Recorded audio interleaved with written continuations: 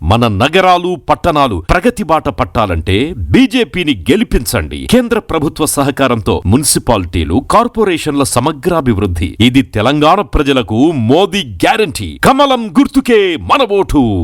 Save Telangana. Vote for BJP.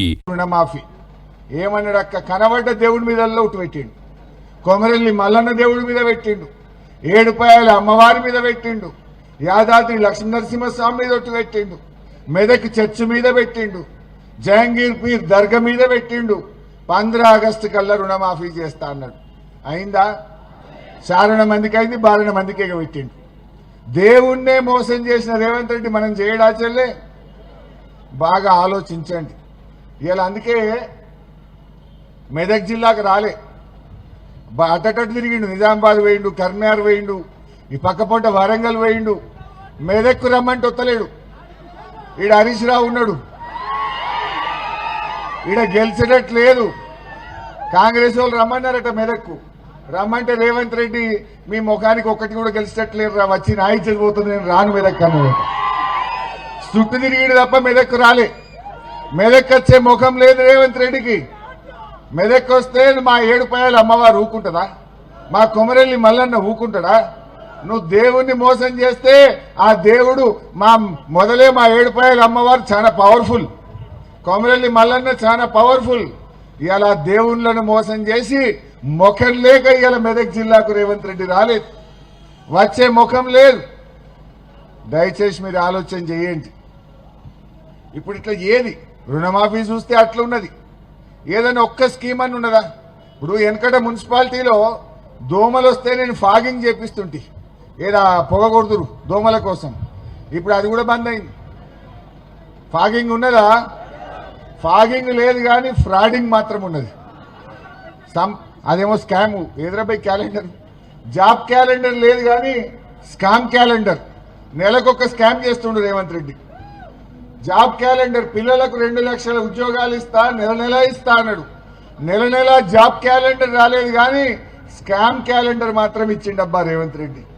జనవరి నెలలో civil supplies కుంభకోణం, ఫిబ్రవరి నెలలో ఫ్లై యాష్ కుంభకోణం, మార్చిలో ఇసుక కుంభకోణం, ఏప్రిల్లో ఆర్టీసీ కుంభకోణం, మేలో అమృత్ టెండర్ల కుంభకోణం, జూన్లో 4th సిటీ కుంభకోణం, జూలైలో లగచర్ల కుంభకోణం, ఆగస్టులో పీజీ మెడికల్ కుంభకోణం, సెప్టెంబర్లో పారిశ్రామిక భూములు హిల్ టీపీ కుంభకోణం, అక్టోబర్లో విద్యుత్ కుంభకోణం, నవంబర్లో సింగరేణి కుంభకోణం, డిసెంబర్లో సీఎం కేఎల్ఎస్ఆర్ అంటే 6 గ్యారెంటీలు ఇస్తారు మనకు చెప్పింది కదా.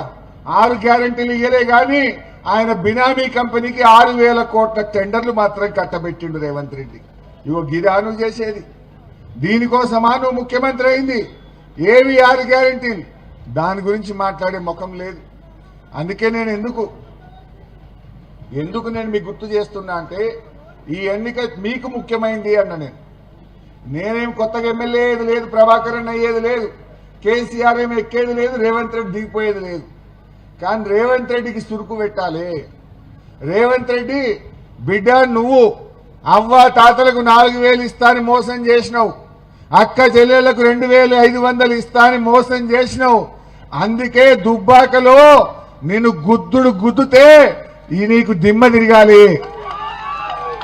నేను రేపు పొద్దున అసెంబ్లీలో అడగద్దా రేవంత్ రెడ్డిని? ఏమని అడగాలి?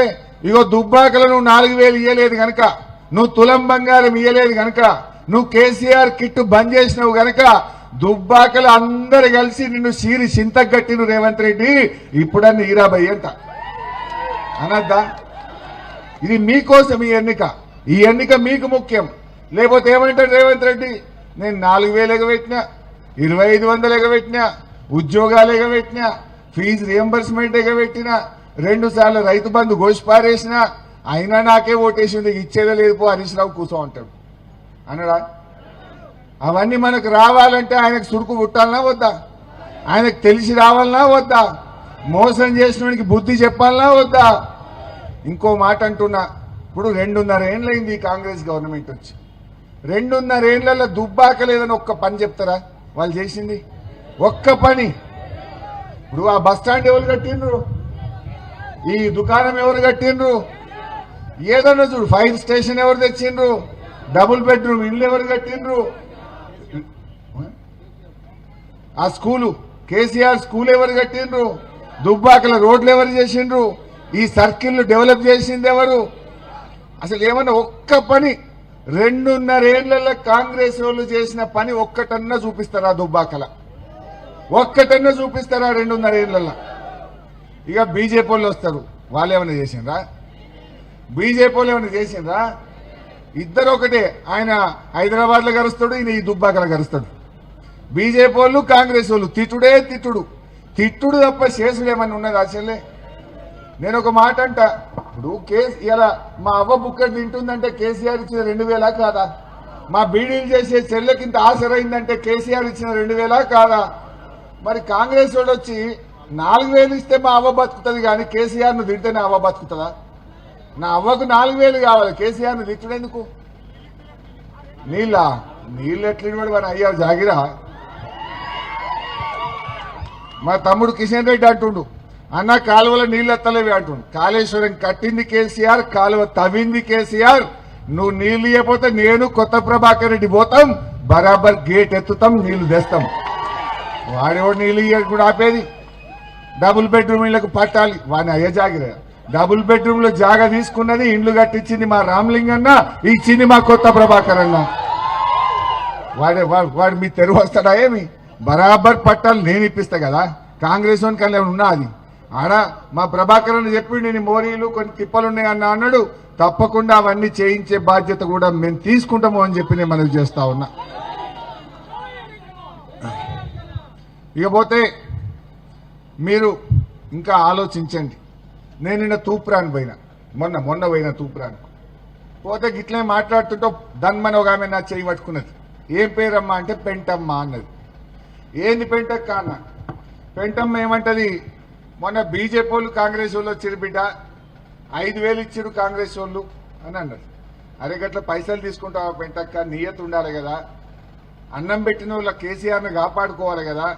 ఇప్పుడు కరోనా వస్తే కూడా 10 కిలోల బియ్యం ఇచ్చి కేసీఆర్ 3 ఏళ్లు కాపాడుకున్నాడు. 1,500 రూపాయలు ఇచ్చిండు. కరోనా వస్తే ఎవరు వచ్చిందమ్మా? నేను వచ్చిన కదా దుబ్బాకకు. దుబ్బాకలో, అక్బర్పేటలో, భూంపల్లిలో ఈ పక్కన కరోనా వస్తే అందరు భయపడిపోతుంటే నేను ధైర్యంగా ఇళ్లకి పోయి ఊర్లకి పోయి మేమున్నాం భయపడకండి అని ధైర్యం చెప్పి కడుపులో పెట్టి కాపాడుకున్నాం మేము ఆ రోజు. ఈ బీజేపీ వాడు వచ్చిండా, కాంగ్రెస్ వాడు వచ్చిండా? ఎవడొచ్చిండా ఆ రోజు? అయితే ఆ పెంటమ్మ అంటది, నువ్వు ఎట్లా మర్చిపోతావు పెంటక్క, కేసీఆర్కి ఇంత మంచిగా నీకు అన్నం పెట్టిండు అని నేనను. అట్లా కాదు బిడ్డ, నాకు మాత్రం గంత తెలియదా? నా బిడ్డ పెళ్లికి కళ్యాణ లక్ష్మి కేసీఆర్ ఇచ్చిండు, కాన్పైతే దవాఖాన పోతే కేసీఆర్ కిట్ ఇచ్చిండు. ఇవాళ నేను బీడీలు చేస్తే నాకు 2,000 పింఛన్ వస్తుంది. ఈ 3 కేసీఆర్ చేసిండు, నేను ఎట్లా నీయద్దు తప్పుతా అన్నది. మరి